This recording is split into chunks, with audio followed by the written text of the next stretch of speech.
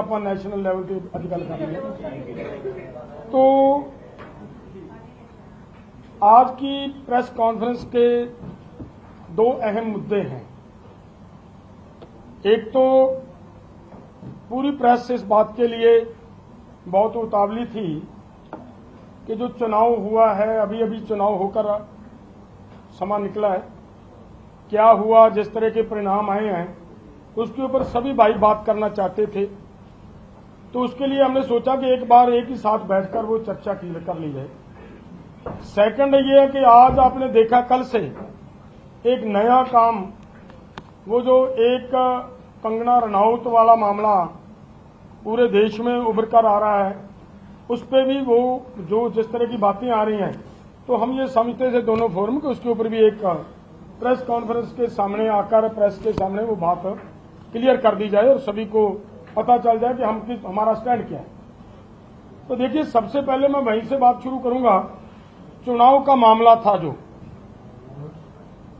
देखिए पिछले दौर में, पिछले दोनों ही टर्म जो गुजरे हैं हमारे साथ, वो ऐसा रहा है कि भारतीय जनता पार्टी को, बीजेपी को जिस तरह का बहुमत मिलता रहा और उन्होंने उस बहुमत का जो नाजायज फायदा उठाते हुए पूरे देश को जिस तरह एक तरह का अपनी ग्रिप में लेने का प्रयास किया, देश के साथ तरह तरह की बेइंसाफियां की, उनका परिणाम है कि इस बार जो हुआ, जो ये कह रहे थे कि अब की बार 400 पार की बातें कर रहे थे, लेकिन वो कहां पे बीजेपी सिमट कर आ गई कि वो 240 पे आ गई। स्पष्ट बहुमत भी नहीं मिल रहा। अब उन लोगों को जिनकी पिछले समय में जिनके साथ होशियारियां चलाकियां करते रही हमारे ये नेता साहिबान, अब उन्हीं को हाथ पकड़ पकड़ कर अपनी बगल में बैठाने का प्रयास किया जा रहा है कि भाई आप यहां बैठ जाओ, आप यहां बैठ जाओ, हमें एक बार फिर मौका अगर मिल जाए तो एक तो ये बात है कि पूरे देश को इस बात का देश ने एहसास करवा दिया भाजपा को कि भाई एक समय आता है, उस समय में लोगों को अपनी बात रखने का मौका मिलता है। आपने बहुत समय अपने मन की बात रख ली है, अब लोगों के मन की बात अब वो सामने आई है। जो 400 की बात करते करते 303 पर भी नहीं रहे और वहां पे घटकर कहां पे आ गए, 240 के ऊपर। और इसमें अगर और भी ध्यान दोगे तो जो ये किसान आंदोलन हुआ, और किसान आंदोलन में फिर से आपका सबका धन्यवाद करता हूं, आप पूरी प्रेस ने जिस तरह से हमारे साथ हुई बेइंसाफी, हमारे ऊपर हुई धक्काशाही को पूरी दुनिया के अंदर वो हमारी बात को लेकर आप गए और उसके बाद माध्यम से पूरे देश को ये जागृति मिली कि देखिए इतनी बर्बरता से किसान शहीद कर दिया गया, 5 की आंखें चली गई, 433 जख्मी हो गए, 30-35 ट्रैक्टर तोड़ दिए। वहां जब ट्रैक्टर तोड़े जा रहे हैं, किस तरीके से वो वहां पे मतलब छापियां मारी जा रहे हैं, किस तरीके से बोला जा रहा है, वो पूरे देश को आप सबने दिखाया। इसके लिए मैं फिर से आपका अपने धन्यवाद करना चाह रहा हूं। वो पूरी की पूरी सिनेरियो जो हुआ, उस समय की घटनाक्रम हुआ, उसको ध्यान में पूरे देश ने रखा और इनको सजा देने का काम किया।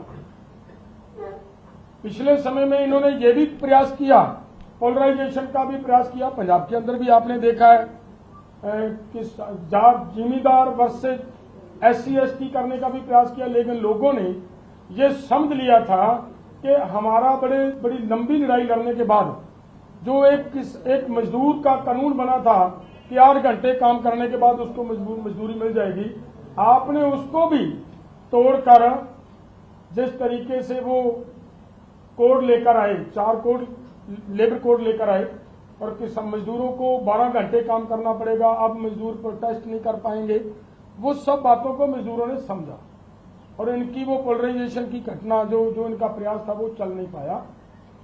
तो मैं एक बात आपके ध्यान में लानी चाह रहा हूं कि अगर आप पूरा इसको देखोगे, चेक करोगे, पिछले समय इनको जो हमारे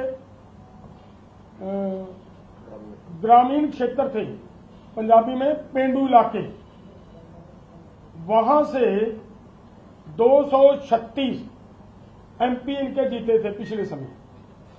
और इस बार ग्रामीण क्षेत्रों की जो सीटें थी वहां से इनको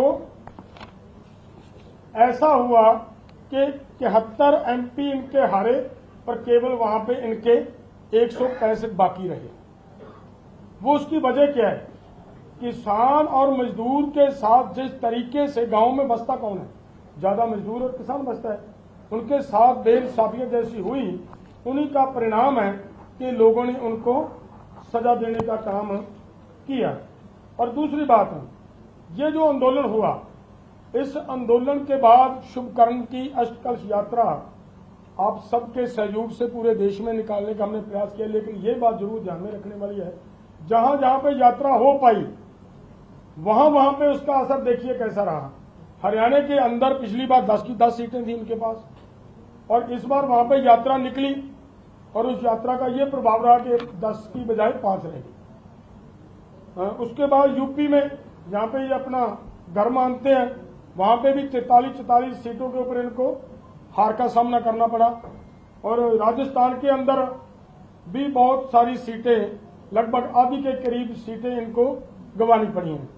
इसी तरीके से तमिलनाडु के इलाके में, वहां पे उन्होंने भी इस यात्रा को पूरे जोर से निकाला, जहां पे बीजेपी का पूरा जोर लगा हुआ था कि हम इसको कवर करने का प्रयास करेंगे, लेकिन वो नहीं कर पाए।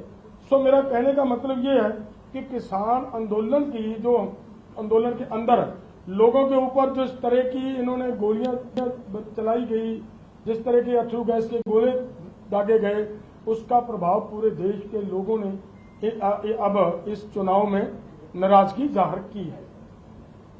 अगली बात मैं ये कहना चाह रहा हूं कि देखिए,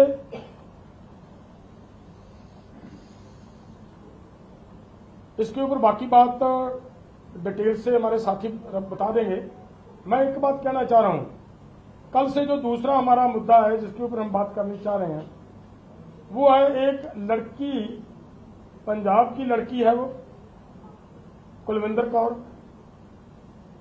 चंडीगढ़ एयरपोर्ट के ऊपर जिस तरीके के का वो दिखाया गया है मीडिया के माध्यम से कि कंगना रनौत के साथ उसकी हाथापाई हुई, थप्पड़ मारने की भी बात आई है, उस पूरी की पूरी कहानी के ऊपर अगर जात मारोगे तो पिछले कल ही मेरे साथ भाजपा का एक नेता हरजीत ग्रेवाल एक चैनल के ऊपर डिबेट में था। वहां पे उन्होंने माना है, बाद में कहानी जो गढ़ेंगे वो सत्ता में या सत्ताधारी लोग जो भी चाहे वो कर सकते हैं, लेकिन वहां पे उन्होंने ये माना कि असल मुद्दा ये था कि मोबाइल और पर्स जब चेकिंग होती है तो वो आप भी सबने एयरपोर्ट पर गए होंगे, बहुत सारे सभी ने सब्र किया होगा एयर में। ਤੇ ਕਿਸਾਨਾਂ ਦੇ ਵੱਲੋਂ ਪ੍ਰੈਸ ਕਾਨਫਰੰਸ ਕੀਤੀ ਜਾ ਰਹੀ ਸੀ, ਜਿੱਥੇ ਚੋਣਾਂ ਦਾ ਜ਼ਿਕਰ ਕੀਤਾ, ਉੱਥੇ ਹੀ ਕੰਗਨਾ ਰਣੌਤ ਦੇ ਪੂਰੇ ਘਟਨਾਕ੍ਰਮ ਦਾ ਜ਼ਿਕਰ ਕੀਤਾ ਹੈ। ਮਨ ਕੀ ਬਾਤ ਦਾ ਜ਼ਿਕਰ ਕਰਕੇ ਪ੍ਰਧਾਨ ਮੰਤਰੀ ਨਰਿੰਦਰ ਮੋਦੀ ਦੇ ਉੱਤੇ ਨਿਸ਼ਾਨਾ ਸਾਧਿਆ ਗਿਆ। ਕਿਸਾਨ ਜਥੇਬੰਦੀਆਂ ਦੀ ਚੋਣਾਂ ਦੇ ਉੱਤੇ ਅਤੇ ਕੰਗਨਾ ਰਣੌਤ ਦੇ ਮਾਮਲੇ ਤੇ ਪ੍ਰੈਸ ਕਾਨਫਰੰਸ ਸੀ। ਭਾਜਪਾ ਤੋਂ ਲੋਕਾਂ ਦਾ ਮੋਹ ਭੰਗ ਹੋਇਆ ਹੈ। ਜਗਜੀਤ ਸਿੰਘ ਡੱਲੇਵਾਲ ਇਹ ਜ਼ਿਕਰ ਕਰਦੇ ਨਜ਼ਰ ਆਏ ਨੇ। 400 ਪਾਰ ਦਾ ਨਾਰਾ ਲਾਉਣ ਵਾਲੀ बीजेपी 240 सीटां दे उत्ते सिमटी है। इसका जिक्र भी जगजीत सिंह डल्लेवाल ने किया है। इत्थे रुकदे हैं एक छोटे जे ब्रेक दे लई। तुसीं देखदे रहो PTC न्यूज़।